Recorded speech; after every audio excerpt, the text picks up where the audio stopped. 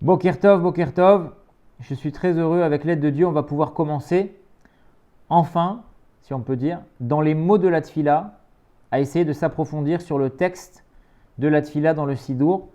Et donc, Bezrat Hashem, j'espère que petit à petit, on arrivera à avancer dans la Tfila. Alors, bien évidemment, on va commencer par le Modéani. Modéani, c'est la première prière qu'un juif adresse à Dieu en se levant le matin.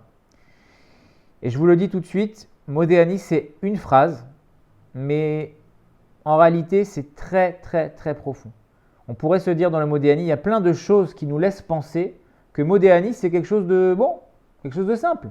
C'est une phrase, il n'y a pas le nom de Dieu. Plein de petits détails comme ça qui pourraient nous faire croire que le Modéani, c'est bon. Voilà, c'est la première tfila qu'on fait, mais bon, c'est pas profond, Modéani. En réalité, il y a des dizaines et des dizaines et des dizaines d'explications qui ont été écrites rien que sur le Modéani. Et une petite histoire pour illustrer ça, c'est qu'une fois un enfant a demandé au rabbi quelle était sa tfila préférée. Le rabbi lui a répondu, c'est la tfila de Modéani. Donc, en fait, on va essayer de comprendre, et ça ne se fera pas en une fois, ça se fera en plusieurs fois, de comprendre la grandeur et la valeur du Modéani. Donc là, déjà aujourd'hui, on va commencer à comprendre le sens simple, Pirouche Hamilot. Grosso modo, qu'est-ce que ça veut dire? Et on aura l'occasion, si Dieu veut, d'approfondir tout ça. Modé ani lefanecha. Je te remercie devant toi. On a dit, il n'y a pas le nom d'Hachem dans Modé ani. Donc quand on dit Modé ani lefanecha, je fais un remerciement devant toi. Donc forcément, on parle à Dieu, mais il n'y a pas son nom clairement mentionné. En tout cas, Modé ani lefanecha. Modé, le mot Modé qui veut dire remercier, faire une louange. Donc, ça vient du mot Oda'a, louer Hachem, remercier Hachem. Il y a aussi l'idée dedans de reconnaître Hachem. Hachem comme le créateur et donc nous comme la créature. Il y a cette idée derrière le mot modé de remercier, mais il y a aussi l'idée d'annulation, de reconnaissance de la grandeur de Dieu par rapport à moi. D'ailleurs, on voit dans la Hamida, quand on dit modim anachnular, modim, nous te louons Hachem, nous te remercions, on se prosterne quand on dit modim. Modim et modé, c'est le même mot. Donc, dans le mot modé, il y a à la fois la soumission et le remerciement. Parce qu'en réalité, c'est quand je me rends compte de la distance qu'il y a, si on peut dire, entre Hachem et moi. Il n'y a aucune commune mesure entre Hachem et la créature. Donc quand je prends conscience de cette grandeur, je m'annule, modim, je me prosterne.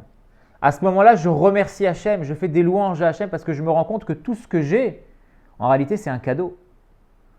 Parce que théoriquement, mes actions basses n'auraient dû avoir aucun impact pour Hachem, qui est totalement déconnecté. C'est seulement parce qu'Hachem il a décidé d'accorder de l'importance à mes actions, mes efforts, que ça va être important pour lui. C'est sa volonté que ça soit important pour lui. Mais en soi, si on est logique, la différence entre Hachem et nous ferait normalement que tout ce qu'on pourrait faire pour Hachem, ça n'a aucune importance à ses yeux. Donc quand je prends conscience, quand je reconnais la grandeur d'Hachem par rapport à moi, à ce moment-là, je peux vraiment louer et remercier Hachem. Donc ça, c'est dans le mot modé, oda'a. À la fois, je reconnais, je me soumets, et à la fois, donc, je peux remercier et louer Hachem pour tout ce qu'il me donne.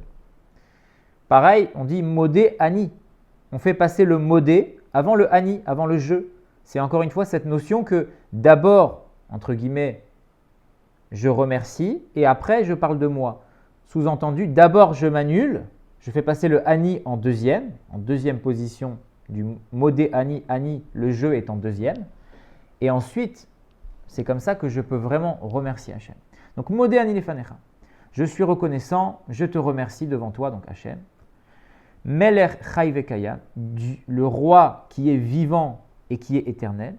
She'echezarta bi nishmati, que tu m'as rendu, on va le voir après, tu m'as rendu ma neshama, bechemla avec miséricorde, rabba emunatecha, grande est ta miséricorde.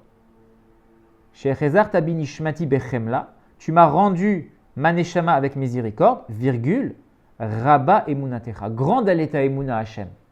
Pourquoi grande elle est ta emuna? Parce que Hachem, m'a rendu ma neshama ce matin. Hachem m'a redonné un jour de vie supplémentaire. Et donc, elle est grande, sa émouna, parce qu'il a confiance en moi que cette journée qu'il me donne, je vais l'utiliser comme il faut. Donc, il a la émouna en moi que ces instants de vie qu'il me donne, je vais les utiliser comme il faut.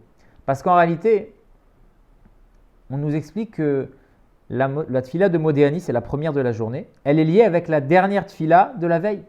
C'est quoi la dernière tfila de la veille? Avant d'aller dormir, on lit le Kiryat Shema Shalamita. Le schéma, littéralement, du coucher. Et dans ce schéma-là, dans cette prière-là, on dit quoi? On dit qu'Hachem, justement, il prend notre âme en gage. Parce que quand on dort, on sait très bien que la neshama, elle remonte vers sa source. Et on dit que c'est là-bas qu'elle va reprendre de l'énergie proche de chez Hachem pour pouvoir revenir le lendemain matin dans le corps revigoré. Ouais. Donc Hachem, il prend ma neshama en gage pendant la nuit et après, il a la miséricorde de me la rendre le matin. Et c'est ça qu'on dit Rabba Emunatecha. Il a confiance en moi que quand il va me rendre mon gage le matin, je vais bien l'utiliser. Donc Hachem me rend ma neshama et il a confiance en moi que je vais bien l'utiliser. C'est pour ça, on reverra bien plus tard dans la bracha de Netilat Yadayim, c'est pour ça qu'on fait justement la Netilat Yadayim le matin. C'est une des raisons, d'après la mystique juive, c'est que quand on s'endort, Hachem prend notre âme en gage, donc notre âme, elle remonte vers Hachem pour se ressourcer. Et donc, quand la neshama, la vitalité divine, elle s'en va, on dit que les forces de l'impureté, les forces du mal prennent la place. Et donc, le corps, finalement, va se remplir d'impureté. Et quand la neshama, au matin, va redescendre, à ce moment-là, la neshama se réhabille dans le corps et donc va repousser l'impureté qui était dans le corps aux extrémités, et notamment aux extrémités des mains. C'est pour ça que le matin, on fait Netilat Yadayim pour enlever cette impureté-là qui découle de la nuit où la neshama est montée et a laissé place à l'impureté. Et d'ailleurs, c'est la raison, d'après le sens simple des choses, pourquoi dans le Modéani, il n'y a pas le nom de Dieu. Parce que comme on fait Modéani le matin en se réveillant, et qu'à ce moment-là, on n'a pas encore fait Netilat Yadayim, et donc on a encore de l'impureté au niveau des mains, on ne peut pas prononcer le nom de Dieu en ayant les mains impures. Donc, on ne prononce pas le nom de Dieu dans le Modéani parce qu'on a les mains impures. Ok, ça c'est les grandes lignes. Maintenant, juste on va ouvrir une petite étincelle, une petite ouverture, et on développera plus tard. On explique en Chassidoute que le Modéani, c'est comparé au prélèvement de la chala. Ouais. C'est quoi le prélèvement de la chala? C'est qu'à l'époque, en Israël, quand on préparait une pâte, d'accord, il fallait prélever un morceau de la pâte et la donner au Kohen. Ça faisait partie des dons qu'on devait faire au Kohen. Les Kohanim, c'est la partie du peuple qui a été choisie pour servir Hachem exclusivement. Et donc, en contrepartie de ça, puisque eux, ils vont servir Hachem pour nous d'une certaine manière, ils vont nous représenter auprès d'Hachem dans le Beth Amikdash, on doit leur donner des dons, des cadeaux, qui vont leur permettre de subvenir à leurs besoins. Et donc, une des halakhot, c'est qu'on prélevait un morceau de pâte, ce qu'on appelle la chala. Ça existe encore aujourd'hui. Bien sûr qu'aujourd'hui, on ne la donne plus au Kohen, on la brûle. Mais l'idée, c'est qu'on a une pâte, on va prélever un morceau de la pâte et on va la donner au Kohen. Ouais. C'est écrit dans le pasuk Reshit harisotechem chala tarimu teruma. Des prémices de vos pâtes, vous allez donc prélever ce qu'on appelle la chala et vous allez le donner en don au Kohen. Maintenant, le mot harissa, la pâte, on explique en Chassidoute que c'est aussi du langage de mita, un lit. Ça veut dire qu'on peut lire des prémices de votre pâte, vous allez prendre un morceau, vous allez le donner au Kohen. On peut lire pas des prémices de votre pâte à pain, des prémices de vos lits. Ça veut dire quoi? La première chose que tu fais quand tu te réveilles, ça tu vas le donner, entre guillemets, au Kohen, ça veut dire à Hachem, tu vas le consacrer pour la Avodat Hachem.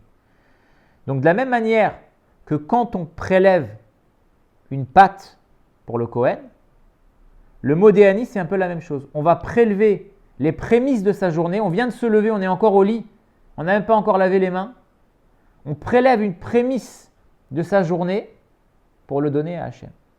Et de la même manière, écoutez ce parallèle, de la même manière que quand je prélevais un morceau de pâte de challah pour le Kohen, ça rendait le reste de la pâte cachère pour la consommation normale du juif.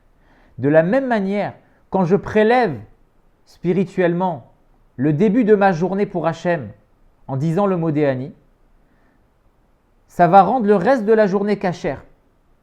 Et ça, on redéveloppera par la suite. Mais c'est très intéressant. Donc en fait, le mot Déani, c'est quoi?